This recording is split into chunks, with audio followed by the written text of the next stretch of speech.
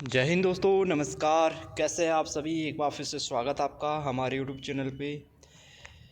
तो सबसे पहले आशा करते हैं आप सभी अच्छे होंगे, स्वस्थ होंगे। दोस्तों, एक बार फिर से यहाँ पे बात करने वाले उत्तराखंड स्वास्थ्य विभाग की जो है नर्सिंग ऑफिसर भर्ती, जिसको लेकर लगातार बड़ी बड़ी अपडेट आप देख रहे हैं। और लगातार जो है उत्तराखंड नर्सिंग एकता मंच धरने पर बैठा हुआ है। और 19 जनवरी को नर्सिंग एकता मंच की तरफ से सीएम आवास कूच किया गया। और इसमें आगे अपडेट आप देख सकते हैं। क्या कहना है सीएम आवास कूच के दौरान तमाम मीडिया कर्मी बंधु जो है इनके जो है आवास कूच जो है उसमें कूच में गए। और तमाम क्या जानकारियाँ जो है नर्सिंग बेरोजगारों की तरफ से की जा रही है, साझा की जा रही है, क्या उनका कहना है, आगे आप वीडियो में सुन सकते हैं।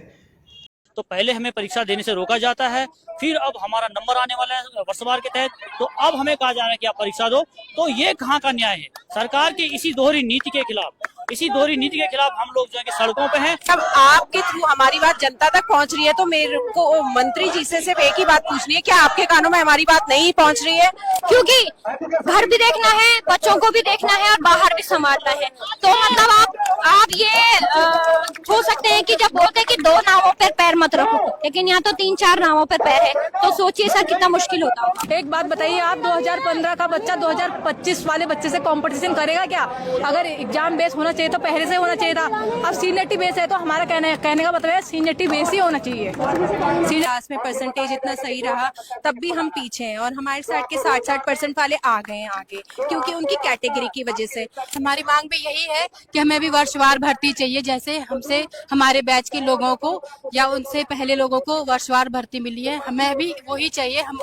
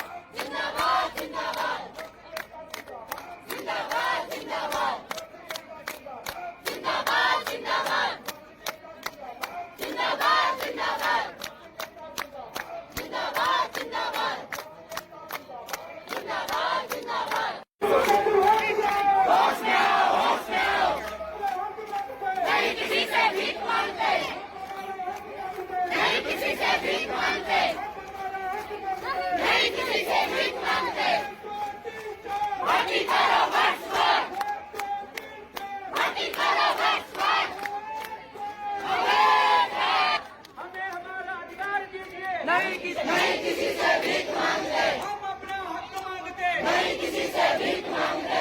1 2 3 4 भर्ती करो वर्षवार, 1 2 3 4 भर्ती करो। इतना ज्यादा बेटियों ने पढ़ लिया है, तो इसलिए एक नारा है, जिस देश की नारी सड़कों पे उस देश का आलम क्या होगा, जिस देश की नारी सड़कों पे उस देश का आलम क्या होगा, जिस देश की नारी सड़कों पे उस देश का आलम क्या होगा, जिस देश की नारी सड़कों पे उस देश का आलम क्या होगा।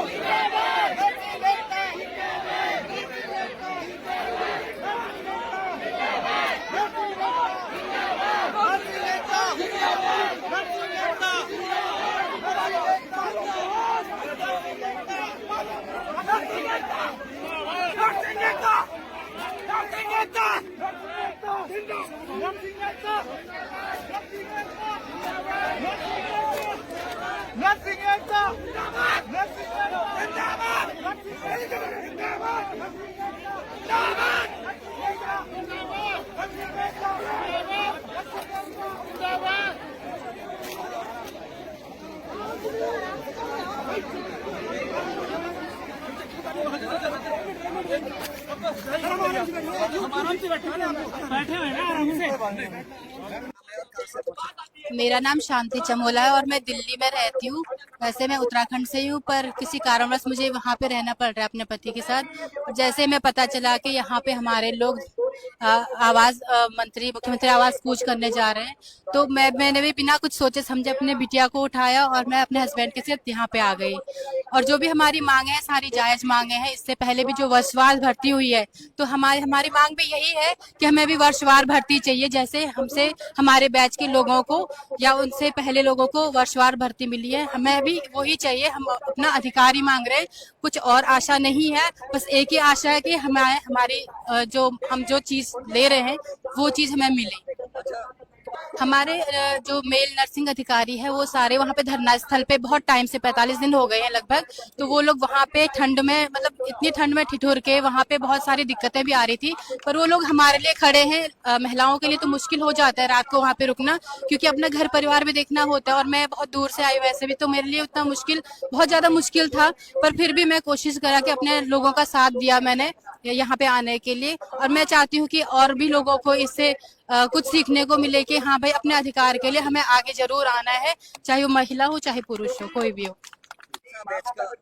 मेरा नाम प्रियंका सती है, मैं बैच 2015 की हूँ, और मैं बस यही कहना चाहती हूँ, हम लोग जनरल की वजह से रह गए हैं। हम लोगों ने इतना मतलब आगे रहे क्लास में, परसेंटेज इतना सही रहा, तब भी हम पीछे हैं, और हमारे साइड के 60% वाले आ गए हैं आगे, क्योंकि उनकी कैटेगरी की वजह से।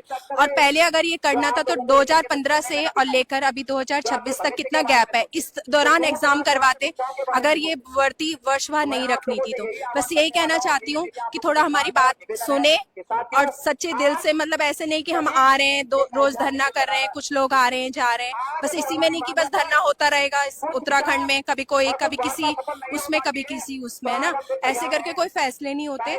बस आपसे यही हमारी रिक्वेस्ट है कि प्लीज जो भी चल रहा है ये सब अच्छा नहीं लग रहा है हमको, कि रोडों में आए, घर वालों से हमें इतनी बातें करके आते हैं कि भाई, और ये रोडों में बैठने के लिए हमने इसलिए नहीं पढ़ाई करी है, तो यही चाहते हैं कि जल्दी से जल्दी हमारी वर्षवार भर्ती की जाए। चमोली से। नमस्कार सर, आप लोग एक स्तंभ की तरह हमारे साथ लगातार 46 दिनों से बने हुए हैं। एज ए फीमेल मैं बताना चाहूंगी कि बहुत मुश्किल है घर परिवार संभालना, बाहर जाकर काम करना, धरना स्थल में अपनी मौजूदगी को दिखाना, सरकार के खिलाफ आवाज उठाना बहुत मुश्किल है सर, बहुत मुश्किल, क्योंकि घर भी देखना है, बच्चों को भी देखना है और बाहर भी संभालना है। तो मतलब आप ये हो सकते हैं कि जब बोलते हैं कि 2 नावों पर पैर मत रखो, लेकिन यहाँ तो 3-4 नावों पर पैर है, तो सोचिए सर कितना मुश्किल होता होगा। नहीं सर, सपोर्ट तो बहुत कम लोग होते होंगे जो सपोर्ट करते हैं, लेकिन अक्सर लोग, कौन चाहेगा सर कि हमारे परिवार की बहुएं, हमारे परिवार की बेटियां ऐसे सड़कों पर दिन रात करके 46 दिन हो चुके हैं, तो कोई भी परिवार नहीं चाहता है सर कि तुम लोग इस माहौल में खड़े रहो, जाओ, कोई भी नहीं धकेलेगा अपने परिवार को। क्या मंशा है, मानते हैं कि इसके पीछे सरकार की क्या मंशा है? आपकी जो मांग है पूर्वोत्तर में जो उनको पहले चली आ रही है, वर्षवार भर्ती होती है, एग्जाम करवाएगा, क्या मंशा? यही मंशा हम लोगों को समझ में नहीं आ रही सर। अगर आप लोगों ने 3000 भर्तियों को वर्षवार